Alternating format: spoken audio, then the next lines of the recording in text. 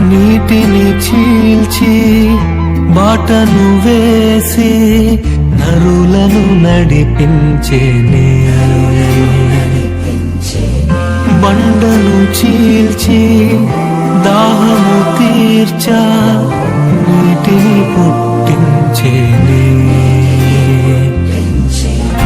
నీటిని ద్రాక్ష రసముగా మార్చెనే, నీటిపై నడిచెనే,